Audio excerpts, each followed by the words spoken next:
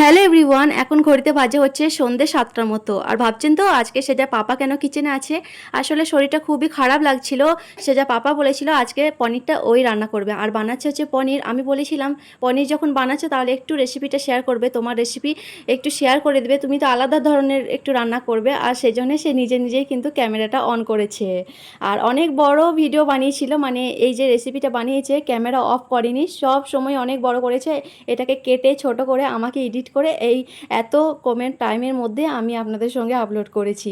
বাস কোনো ব্যাপার নেই, ভিডিও বানিয়েছো তো বটে, তাই না?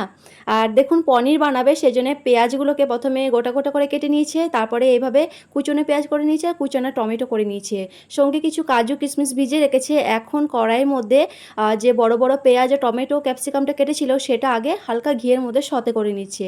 আর সেজা পাপা একটু খুবই কম তেলে রান্না পছন্দ করে। আর দেখুন কতটা কম তেলের মধ্যে রান্না করবে, সর্ষের তেল অল্প পরিমাণে দিয়ে রান্না করবে, কিন্তু খেতে খুবই টেস্টি হয়, খুবই ইয়াম্মি হয়।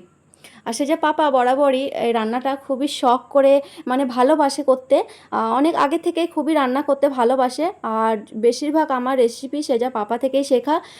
অনেক কম কম আমি ইউটিউবে দেখে শিখি, আর বেশিরভাগ সেজা পাপা বলে দেয়, সেই অনুযায়ী ফলো করে আমিও রান্না করি। দেখতেই পেলেন পেঁয়াজটা 5 মিনিটের মতো সতে করে নিয়েছে, হালকা করে সতে করে নিয়েছে যেন কাঁচা কাঁচা ভাবটা থাকে।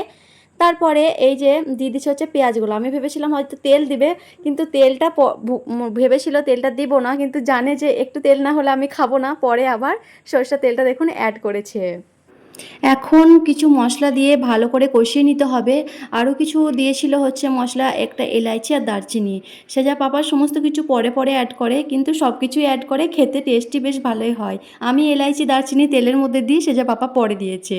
তারপরে এই তো মশলা দিয়ে দিচ্ছে জিরে গুঁড়ো, ধনিয়া গুঁড়ো, সামান্য হচ্ছে কাশ্মীরি রেড মির্চিটা আপনারা দিতেও পারেন কি স্কিপ করতে পারেন, আমরা দিইনি যেহেতু কাঁচা লঙ্কা দিয়েছিল আগে থেকে। ওকে, আর সেজাকেও আমরা খাওয়াই পনিরটা, সেই জন্যে ঝালটা একটু কমই খাই।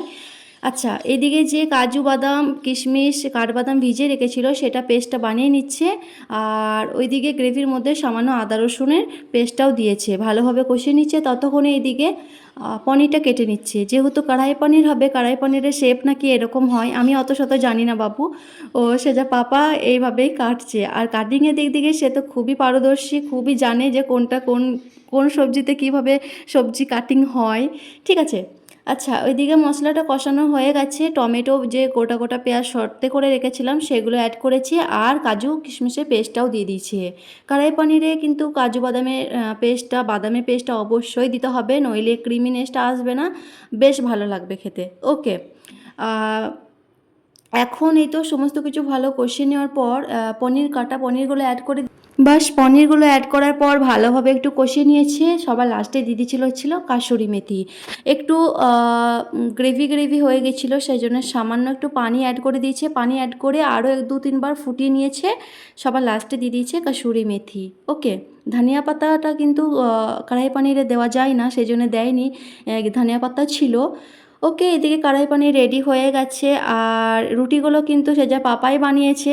রুটিগুলো বানাতে এসেছিলাম আমি, বাট আমাকে আর বানাতে দেয়নি, সে নিজেই বানিয়ে নিয়েছি।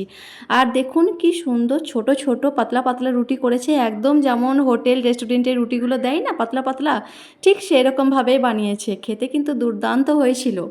অনেক কিছুই রেসিপি পারে, অনেক কিছু আপনাদের সঙ্গে শেয়ার করার চেষ্টা করব। ওকে, আচ্ছা, এদিকে সমস্ত কিছু হয়ে গেছে। আর কেমন লাগলো সেজা পাপার রেসিপি অবশ্যই জানাবেন, আর অবশ্যই এই রেসিপি ফলো করে বানাবেন।